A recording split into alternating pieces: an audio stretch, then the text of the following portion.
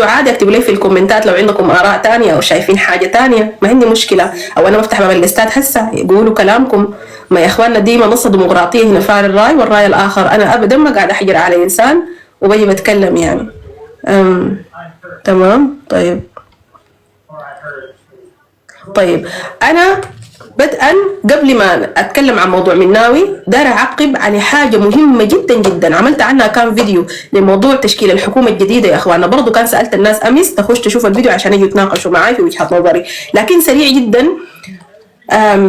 دايره اقول كالاتي في موضوع تشكيل الحكومه الجديده يا اخواننا، بغض النظر احنا اتفقنا معاه اختلفنا معاه، الجياشه الناس الغيره، اي زول موجود هنا بشاهد فيني الان بيسمع فيني، انا بشوف كالاتي: مسألة التجاهل من المركز أو من الحكومة الحالية الفعلية أو من الجيش كويس، أو إحنا كمواطنين بيتم الاستهتار بأنه يا أخي دي حكومة يقتلوا والناس تطلع تضحك وكده وبتاع. يا إخواننا أنا بشوف إحنا مفترض نتعامل مع الأمور بكامل المسؤولية بدون استهتار. في أمور ما بينفع فيها الاستهتار، لأنه إحنا كشعب نعلم تماما ونعي تماما إنه في دول الآن هي بتتمنى التور ده يقع عشان هم أصلا سانين سكاكينهم. انتوا عارفين الكلام ده.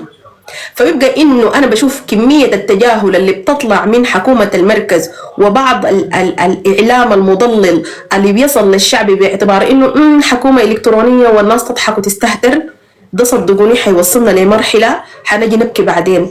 ده ما حاجة بيضحكوا فيها ولا حاجة لكل إنسان ما مسؤول بيطلع في فيديوهات نظام الناس بتضحك وبتدعاور.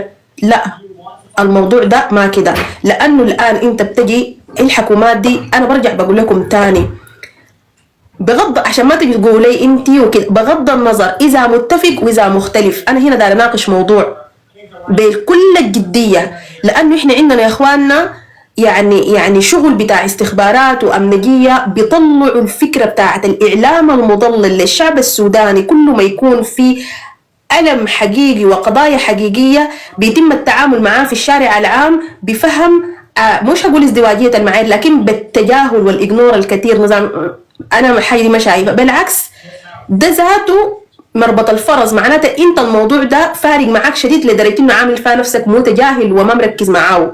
لا، ما ده ما هزار، ده ما هزار. في مثل في غرب السودان بيقول لك المحار ما لعب قعونج، صح ولا ما صح؟ يعني الضفادع دي ما بتيجي تلعب في المويه الحاره، ده ما حاجه بيهزروا بها لعب. يعني الضفدع ده ما بيجي بيلعب في المويه السخنه دي، ما بتنتهي منه، صح ولا ما صح؟ فاذا ده ما هزار. اي فيديو لقيتوه من اي اعلامي، انا مش هقول اعلامي، ناشط تابع لداعم قوات الجيش المسلحه وداعم الشعب السوداني والقضيه وكده، لقيته بيستهتر بالموضوع ده زول ما مسؤول بغض النظر عن هو كان منه. لقيته قاعد يضحك ويستنكح ويهزر ويقول هي وده حكومه. لا، انت متفق ولا مختلف؟ مفترض كمواطن سوداني، سواء كنت جهه نظاميه حكوميه، انت جهه سياديه، انت مواطن مدني اعزل، حصل موضوع زي ده لازم تجيب عليه بكامل المسؤوليه وتكون مسؤول وتتعاطى مع امور دولتك بمسؤوليه. اي انسان وان كان تابع وداعم لقوات الشعب المسلحه، انا لقيت كم من الفيديوهات الناس بتستهتر وتضحك فيها، بجد خطيتهم في مكانه كعبه جدا، سقطوا من نظري تماما، لانه دي ما حاجه بتهزروا بيها. لانه يا اخواننا في العالم ده الان احنا بقت عندنا دوله ضايعه متهالكه الان. يفصلنا بين انه الحكومه دي تكون هي رسميه عشان انت ذاتك بعدين تجي تبكي وتقول ايه والله نحن ما كنا قايلين. نفس موضوع الحرب، ما كنا قايلين ناس حتنزح، وما كنا قايلين بلدنا حتضيع، وما كنا قايلين بيوتنا حتتدمر، وما كنا قايلين الجيش ده حتحصل فيه انقسامات، وما كنا بنفس الاستهتار، بنفس عدم المسؤوليه. فانت ما عشان جهات تحاول تثبت مصدر قوتها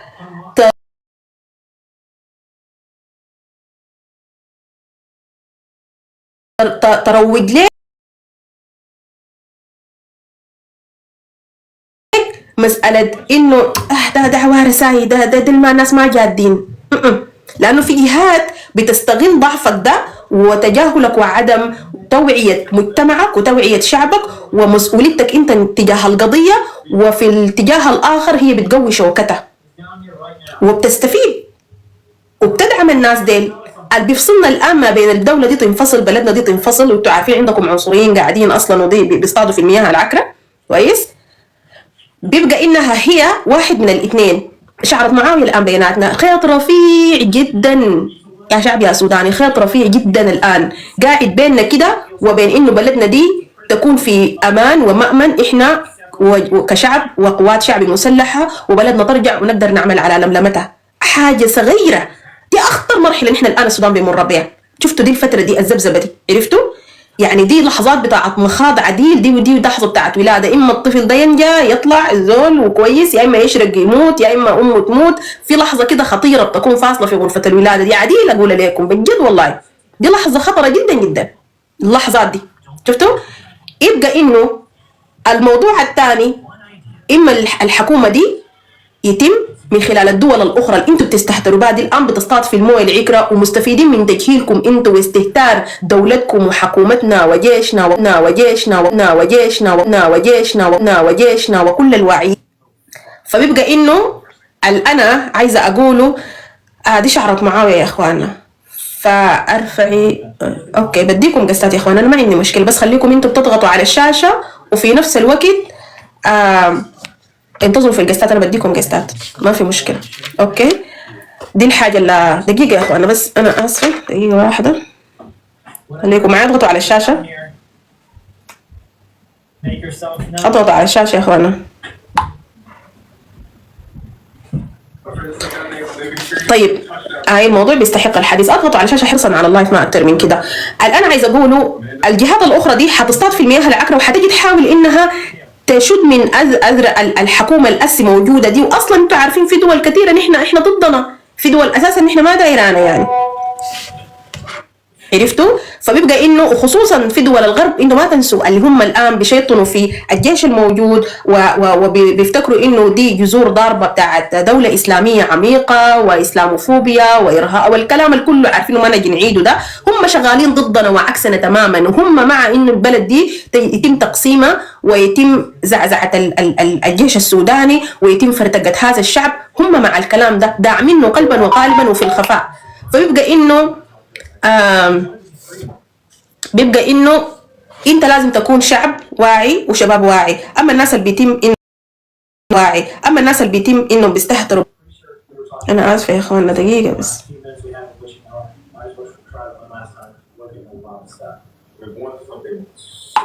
طيب دي النقطة اللي أنا عايزة أقولها. فالآن نحن بيفصلنا بين البلد دي تتقسم وبين البلد دي تستقر حاجة بسيطة يا إخواننا، مسألة الوعي والتعاطي مع الأمور بمسؤولية. ده اختصار الكلام اللي أنا عايزة أقوله. طيب تعليقي أو تعقيبي على رئيس الوزراء السوداني، تعقيبي على الحكومة، تعقيبي على قيادة الجيش، تعقيبي على الحاصل كله الآن من ضمن تشكيل الحكومة دي وضمن الموضوع بتاع الاستهتار بتاعهم الزايد. بيبقى انه بيفصلنا حاجه واحده، ما هو انت بتشكل حكومه وانت بدل هنا بيستهتروا بها، في المقابل بهناك في جهات حتعترف بها كويس، بعد شويه بتديها يعني بتثبتها، بعد شويه بتديها شرعيتها، بتكون خلاص دي حكومه. ما هي كده يعني، هي مساله بتاعت خطاوي. الان هم عملوا خطوه اولى، انت شئت ولا ابيت الموضوع ده بقى باقي. بيبقى انه انت بدل انت تستهتر احسن يكون في اتخاذ قرار. طيب الان رئيس الوزراء السوداني عمل شنو في الموضوع ده؟ ما في اي حاجه، ما في اي شيء. ده جابوه هسه باعتبار ان انت زول مدني والموضوع ما عنده علاقه بالعسكريه وكذا وكذا، ما في حاجه. ما تقول لي ما في دوله بتعترف بيها، في تمثيل بتاع دول. ما انتوا انا برجع بقول لكم تاني الموضوع ده خطير.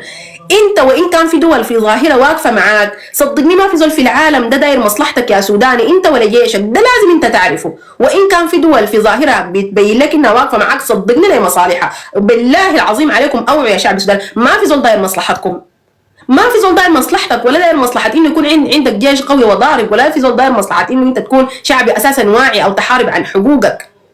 وفي شغل بتاع استخبارات عالمي وبتاع امني قومي، حاجات كثيره داخله في الموضوع ده، منه التشويه بتاع العمليه الان اللي بتتم دي وتصوير الموضوع ده انه والله انتوا تستهتروا بالموضوع. وابسط حاجه حكومتنا ما تطلع بطريقه مسؤوله، يعني تتكلم عن الامور دي بطريقه تدين وتقوم في الامر ده وتحرك الشارع السوداني انه تتعامل مع الامور بطريقه رسميه. خلينا نقول الاستهتار ما بيحل حاجه، الاستهتار ما بيحل حاجه في ظل انه العالم كله عارف انه انتوا الان الشارع السوداني منقسم، الجيش السوداني فيه تمرد كبير جدا جدا وهو ذاته آيل الى السقوط، فيبقى انه لازم يكون في وعي وتعامل مع القضيه دي بطريقه مسؤوله جدا. ما في وده خطر من الخطوره بمكان. انا الان بوعي فيكم، انا الان بفهم فيكم، فما تنوموا في الخط تقولوا عليك الله فلان ده قال وفلان ده قال. وفي كثير جدا من الناس اصحاب منصات مسيوقين باجندات بالمناسبه، واحده منها انه يتم تمويه العمليه اللي بتحصل دي، انه يطلعوا يضحكوا لكم يستهتروا لكم. يا اخي حكومه الكترونيه لما تصحى تقوم تلقى البلد دي بعد شويه يتكون لها نظامها، والدول الاخرى اصلا ما دايراك انت كجيش وكشعب ودايره تنادي بتقسيم البلد دي تعترف بها. ما هم اعلنوا بعد شويه بيتم الاعتراف بها انها دي حكومه، ان شاء الله كان دولتين، بعد شويه بدهم شرعيتهم بيقوا حكومه وبقت دوله. يلا بعد شويه بتجي تشوفوا الشغل اللي ما بيعجبكم انتوا كشعب. ولاي زول نايم في الخط، انت قاعد في الشمال ولا قاعد في الوسط ولا قاعد في اي حته كويس، بتفتكر انه والله انا الحرب دي طلعت من مناطقي،